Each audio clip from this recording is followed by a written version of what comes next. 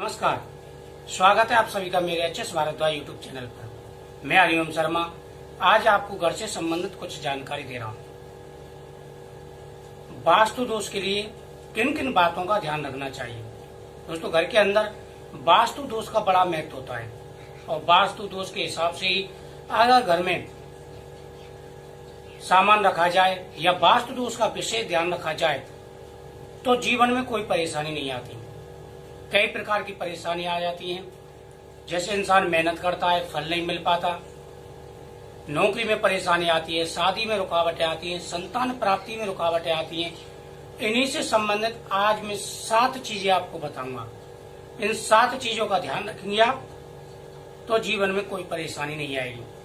मैं कई सारी वीडियो डालूंगा, ये पार्ट 2 है। पार्ट 1 में डाला था, उसका लिंक आपको डिस्क्रिप्शन बॉक्स में मिल जाएगा।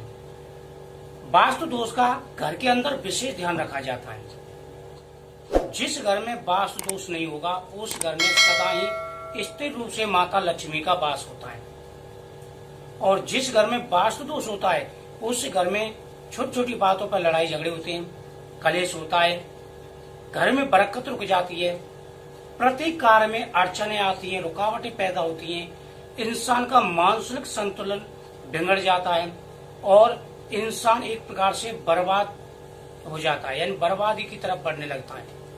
इसलिए वास्तु दोष का विशेष ध्यान रखा जाता है।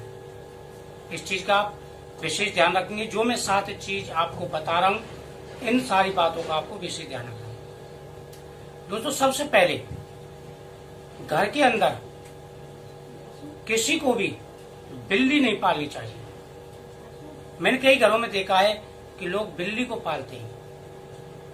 घर के अंदर बिल्ली को नहीं पालना चाहिए और ना ही बिल्ली का बोलना शुभ माना जाता है। जिस घर के अंदर वास्तु दोष होगा या कोई परेशानी आने वाली होगी वहां पर बिल्ली बोलने लग जाती है।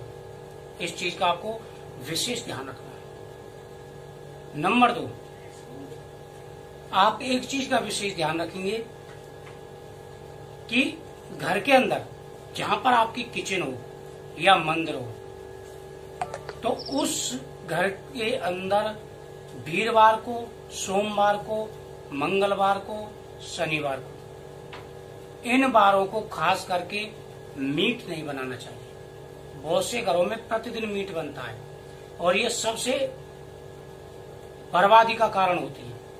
अगर आपको खाना है तो बाहर खाएं और किचन से मंदिर को दूर रखें।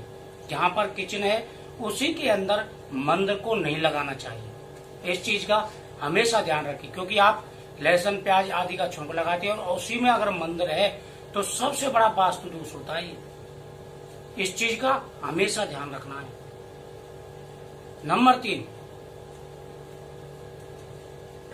जो आपका मेन गेट है उस मेन गेट पर जो एंट्री पॉइंट होता है वहां पर आपको अच्छे और खुशबूदार फूल रखने चाहिए। अगर गमले आप रखते हैं तो कोई भी कांटेदार पेड़ नहीं रखना चाहिए और ना ही वहां पर चप्पलों का जो स्टैंड है वो रखा है तो झाड़ू उसके पास ना रखें।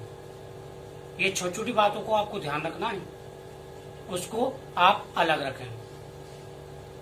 नंबर 4, घर के अंदर हफ्ते में एक बार गंगा जल के छींटे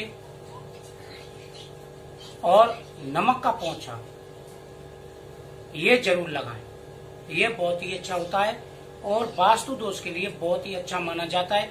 जो आप नमक का पोंछा लगाएंगे उसमें थोड़ा सा फिटकरी का पानी जरूर डालें, ये बहुत ही अच्छा होता है।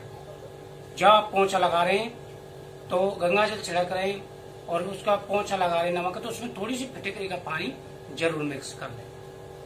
इससे हर परेशानी का निवारण होता है। नंबर 5, घर के अंदर आप मनी प्लांट का पौधा जरूर लगाएं। मनी प्लांट का पौधा बहुत ही शुभ माना जाता है और मनी प्लांट के पौधे के अंदर आप सिक्के जरूर डाल करके रखें, जिससे माता लक्ष्मी का आगमन होता है। नंबर 6, घर का जो पूरब का आपका स्थान है, पूर्व उत्तर का जो स्थान है, जितना हो सके उतना उसे खुला रखिए और ऐसा रखिए जो सुबह की सूर्य की रोशनियां आपके घर के अंदर पड़े और सुबह के समय वहीं पर खड़े होकर के भगवान सूर्यदेव के दर्शन करते हुए ओम सूर्या नमः कहकर के सूर्यदेव को जल अर्पण करें। नंबर 7, घर के अंदर पूर्व दिशा में या उत्तर दिशा में सफेद आग का पौधा जरूर लगाएं। बहुत ही शुभ और पवित्र माना जाता है। अगर आप इन बातों का ध्यान रखते हैं तो आने वाले समय में किसी प्रकार की कोई परेशानी नहीं होगी और जो भी परेशानियां घर के अंदर आती हैं, हारी बीमारी है, कार्यों में रुकावट है, संतान की तरफ से परेशानी आती है, वो सारी परेशानियां इनसे दूर हो जाएंगी। बहुत ही प्रभावशाली और चमत्कारी उपाय है ये। सफेद आग जिस घर में होता है, जिस घर में सफेद आग का पौधा होता है, उस घर में गणेश जी का वास माना जाता है। सफेद आग के सामने अगर आप दीपक जलाते हैं और दीपक जलाते समय एक चीज का आपको ध्यान रखना, दीपक किस विधि से जलाना है उसका लिंक आपको डिस्क्रिप्शन बॉक्स में मिल जाएगा कि दीपक जलाने की विधि क्या है। उसी विधि से आपको दीपक जलाना है। इन सारी बातों का आपको ध्यान रखना है। सफेद आग के पौधे का क्या महत्व होता है उसका भी वीडियो आपको, उसका लिंक भी डिस्क्रिप्शन बॉक्स में मिल जाएगा। उसमें मैंने पूरे विस्तार से बताया है सफेद आग को किस विधि से लगाना चाहिए, क्या महत्व होता है और कैसे पूजा करनी चाहिए। दोस्तों, वास्तु दोष का अगर आप ध्यान रखेंगे तो बहुत बड़े आपको लाभ मिलेंगे, बड़े बड़े फायदे आपको मिलेंगे और आप ध्यान रखना शुरू करें और फिर देखें चमत्कार। तो आपको प्रत्येक वीडियो मेरी प्राप्त होती रहेगी। चैनल को सब्सक्राइब करें, बगल में बेल आइकन बटन को दबा के ऑल को जरूर दबा दें, जिससे मेरी हर वीडियो का नोटिफिकेशन आपके पास पहुंचेगा। मैं अपने चैनल पर हर प्रकार की नॉलेज की वीडियो डालता रहता हूं। तो वास्तु दोष का ये पार्ट 2 था और इस पार्ट 1 का लिंक आपको डिस्क्रिप्शन बॉक्स में मिल जाएगा, वो भी जाकर के देखें।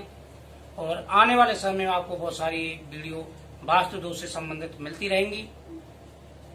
आप खुश रहें, स्वस्थ रहें और भगवान की तरफ ध्यान रखें। जो मैंने चीजें बताई हैं आप इन सारी चीजों को फॉलो करें और इन सारी बातों का ध्यान रखें और साथ ही कोई ना कोई आप घर में मंत्र का उच्चारण जरूर करते रहें। बहुत ही अच्छा और शुभ माना जाता है जिस घर में लोग मंत्रों का उच्चारण करते हैं। कोई मंत्र नहीं आता तो आप गायत्री मंत्र का ही उच्चारण करते रहें। तो इस चीजों का आप ध्यान रखेंगे। जय श्री कृष्ण।